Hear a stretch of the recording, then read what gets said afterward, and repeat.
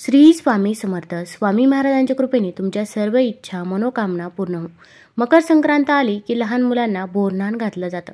मकर संक्रांतीचा करी दिन हा बोरन्हाणासाठी योग्य आहे असे म्हणतात. तरी पण आपण रथसप्तमीपर्यंत बोरन्हाण नक्कीच घालू शकता.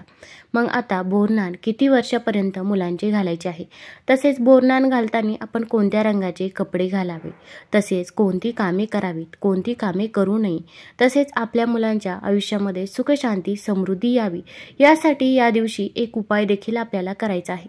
तर याबद्दलची सर्व माहिती आपण आज या व्हिडिओमधून जाणून घेणार आहोत. तत्पूर्वी तुम्ही चॅनलमध्ये नवीन असाल तर चॅनल लाईक करा व सबस्क्राईब देखील करा. कमेंटमध्ये श्री स्वामी समर्थ किंवा ओम महालक्ष्मी नमः लिहायला विसरू नका. आता बाळाचं बोरन्हाण का करायचं या संदर्भात अशी एक आख्यायिका आहे की करी नावाचा एक राक्षस होता. त्या करी राक्षसाची वाईट दृष्टी आणि वाईट विचार मुलांवर पडू नये त्यासाठी सर्वात आधी हे कृष्णांवर केले गेले.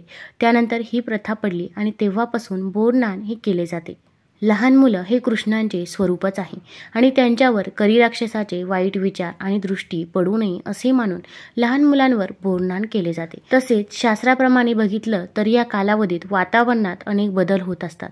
लहान मुलांना या बदलत्या ऋतूची बाधा होऊ नये म्हणून या काळात मिळणारी फळे मुलांनी खावी म्हणून त्यांना मज्जा म्हणून अशा प्रकारे वेचून खाण्याची संधी दिली जाते. म्हणून यात बोरं, उसाचे तुकडे, भुईमुगाच्या शेंगा यांचा समावेश केला जातो. खेळाच्या माध्यमातून या वस्तू मुलं वेचून खातात. त्यामुळे पुढील वातावरणासाठी त्यांचे शरीर सदृढ बनते असे शास्त्रीय कारण यामागे असावे. हल्ली यात चॉकलेट, गोळ्या, बिस्किट देखील समाविष्ट करण्यात येतात. आता आपण बोरन्हाण किती वर्षापर्यंतच्या मुलांचे करू शकतो, तर 1 ते 5 वर्षापर्यंतच्या मुलांचे बोरन्हाण हे आपण नक्की करावे. यामुळे मुलं आजारी देखील पडत नाही अशी देखील मान्यता आहे. आणि तुमची मुलं जर अधिकच लहान असतील, म्हणजे अगदी 1 वर्षापेक्षा लहान असतील, 2 किंवा 3 महिन्यांची असतील, अशा वेळेस तुम्हाला जर बोरन्हाण करणे शक्य नसेल तर तुम्ही पुढच्या वर्षी बोरन्हाण केले तरी पण काही हरकत नाही. कारण की भरपूर वेळा जर खूपच लहान मुले असतील तर ते रडत देखील असतात, मग त्यामुळे त्यांची चिडचिड होत असते. त्यामुळे तुम्ही पुढच्या वर्षी देखील बोरन्हाण हे करू शकता. तसेच बोरन्हाण करत असताना अगदी 1 वर्षाच्या आतील मुलं मुली असतील, मग 7-8 महिन्यांची असतील तर अशा मुलींना तुम्ही अगदी मांडीवरती घ्यायचं आहे. मग तुम्ही त्यांचं बोरन्हाण हे नक्कीच करू शकता. आता बोरन्हाण करत असताना आपण कोणत्या वेळेमध्ये बोरन्हाण करायचं आहे, तर बोरन्हाण करण्यासाठी सायंकाळची वेळ ही अतिउत्तम आहे. मग तुम्ही त्या वेळेमध्ये नक्कीच बोरन्हाण हे करू शकता. अगदी सायंकाळी लक्ष्मी येण्याची जी वेळ असते तर त्या वेळेमध्ये आपण बोरन्हाण करायचं आहे. आता बोरन्हाण करण्यासाठी आपण घरामध्ये अगोदर काही सेवा देखील करायची आहे.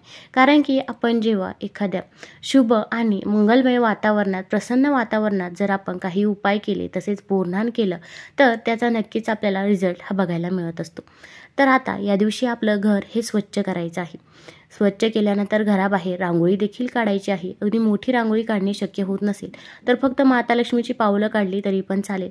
एका पावलामध्ये हळद टाकायची आहे, दुसऱ्या पावलामध्ये कुंकू टाकायचं आहे. तसेच उंबरठ्याचं लेपन करायचं आहे. आंब्याच्या पानांचं दोरण मुख्य दरवाज्यावरती लावायचं आहे. दरवाज्यावरती शुभ लाभ या दिवशी लिहायला विसरायचं नाही. अगदी आपल्या दरवाज्यावरती शुभ लाभचं स्टिकर असेलही, पण तरी पण आपण या दिवशी कुंकवाने शुभ लाभ दरवाज्यावरती लिहायचं आहे. यामुळे आपल्या घरामध्ये नेहमी शुभ कार्य ही होत असतात. तसेच पाणी घ्यायचं आहे, पाण्यामध्ये हळद टाकायची आहे आणि हे पाणी आपण घरामध्ये शिंपडायचं आहे. तसेच घराच्या बाहेर उंबरठ्यावरती देखील हे पाणी शिंपडावं. यामुळे आपल्या घराची शुद्धी तर होतेच, पण आपल्या घरामध्ये जी काही नकारात्मकता आहे ती नकारात्मकता देखील निघून जात असते. आता यानंतर आपण तुळशीजवळ देखील एक दिवा लावायचा आहे. तुळशीजवळ शुद्ध तुपाचा दिवा लावावा. त्यानंतर देवघरामध्ये एक दिवा लावायचा आहे. आपण एक प्लेट घ्यायची आहे. प्लेटमध्ये आपण अखंड तांदूळ ठेवायचे आहे. तांदूळ हे कुठेही तुटलेले फुटलेले नसावे. त्यानंतर त्यावरती मातीची पंती किंवा कणकेचा दिवा ठेवायचा आहे. या दिव्यामध्ये शुद्ध तूप टाकायचं आहे. शुद्ध तूप नसेल तर तुम्ही तिळाचं तेल किंवा मोहरीचं तेल टाकू शकता. आपल्याला एक लवंग घ्यायचं आहे. लवंग हे साबूत असावं, कुठेही तुटलेलं फुटलेलं नसावं, त्याला पुढे फूल देखील पाहिजे असं लवंग त्या दिव्यामध्ये टाकायचं आहे. तसेच एक हिरवी वेलची देखील त्या दिव्यामध्ये टाकावी आणि हा दिवा प्रज्वलित करायचा आहे. यामुळे लक्ष्मी प्राप्तीची इच्छा आपली पूर्ण होत असते. तसेच माता लक्ष्मी ही आपल्या घराकडे आकर्षित होत असते.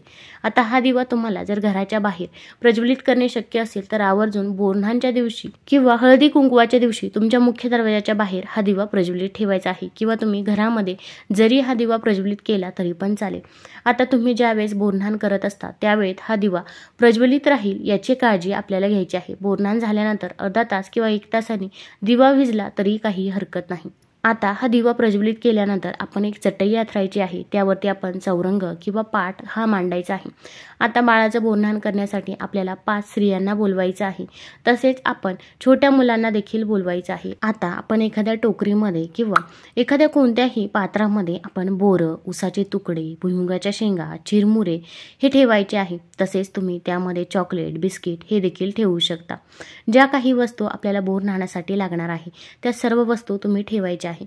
विशेषतः आपण मकर संक्रांतीच्या दिवशी ज्या काही वस्तू पूजत असतो, सुगडामध्ये टाकत असतो, त्या सर्व वस्तू घेतल्या जातात. मग हरभरा असेल तर त्या सर्व वस्तू आपल्याला यामध्ये ठेवायच्या आहे. आता मुलांना पाटावरती बसवायचं आहे. मुलांना दागिने घालणे हे देखील खूप महत्त्वाचं आहे. आता या दिवशी मुलगा असेल किंवा मुलगी असेल तर त्यांना काळ्या रंगाचे वस्त्र आपण परिधान करायचे आहे.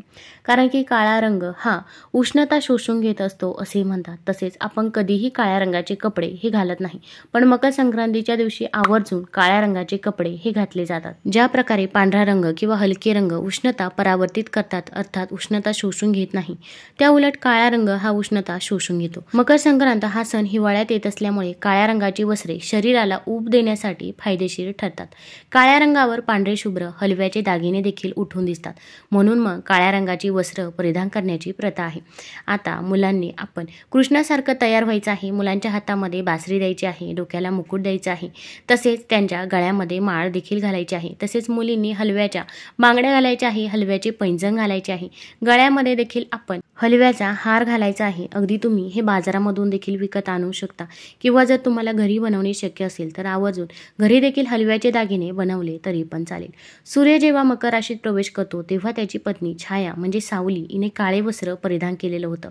पुराणातील पुरातन कथेत असा उल्लेख आहे. तेव्हापासून मग काळ्या टिपक्याची साडी नेसण्याची पद्धत रूढ झाली. या साडीला काळी चंद्रकळा असेही म्हणतात. म्हणून मकर संक्रांतीच्या काळामध्ये काळ्या रंगाची वस्त्र ही परिधान केली जातात.